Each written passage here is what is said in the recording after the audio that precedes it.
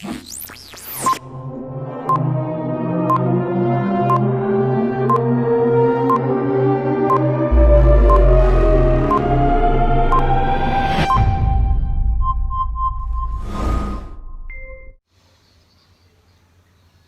guys, sebelum lanjut ke video ini, jangan lupa like, comment, and subscribe video ini karena subscribe itu gratis. Langsung aja, check it out. Yang pertama ada karya tulis ilmiah. Karya tulis ilmiah adalah tulisan yang mengandung fenomena atau peristiwa yang ditulis menurut kenyataan. Nah, menurut Kamus Bahasa Indonesia, karya ilmiah merupakan karya tulis yang dibuat dengan prinsip ilmiah menurut data dan fakta. Berikutnya ada bentuk karya ilmiah. Yang pertama, bentuk populer. Karya ilmiah, bentuk ini dapat pernyataan dalam bentuk karya ringkas. Kata populer digunakan untuk menyebutkan topik yang akrab, menyenangkan bagi masyarakat, atau disukai oleh sebagian besar orang karena gayanya yang menarik dan bahasanya mudah dimengerti. Selanjutnya, struktur karya ilmiah. Yang pertama ada judul. Judul dalam karya ilmiah dirumuskan dalam satu frasa yang jelas dan lengkap.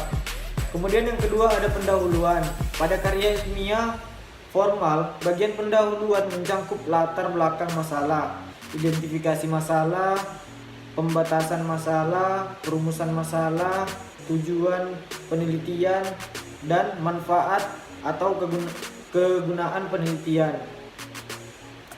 Yang ketiga ada latar belakang masalah.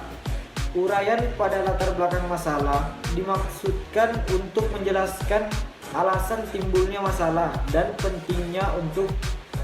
Kemudian ada jenis-jenis karya ilmiah. Yang pertama, makalah.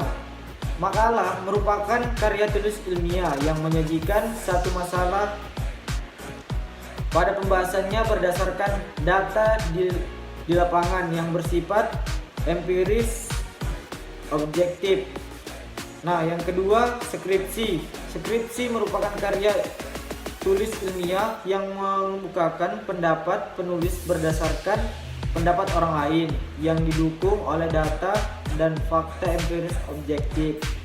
Yang ketiga, tesis. Tesis merupakan karya tulis ilmiah yang sifatnya lebih mendalam daripada skripsi. Dan yang keempat, disertasi. Disertasi merupakan karya tulis ilmiah yang mengemukakan suatu dalil yang dapat dibuktikan oleh penulis berdasarkan data dan fakta yang dengan analisis terinci. Kemudian ciri-ciri karya ilmiah. Yang pertama, reproduktif. Yang kedua, tidak samar. Ketiga, tidak emotif. 4, menggunakan bahasa baku. Yang kelima, menggunakan kaidah keilmuan.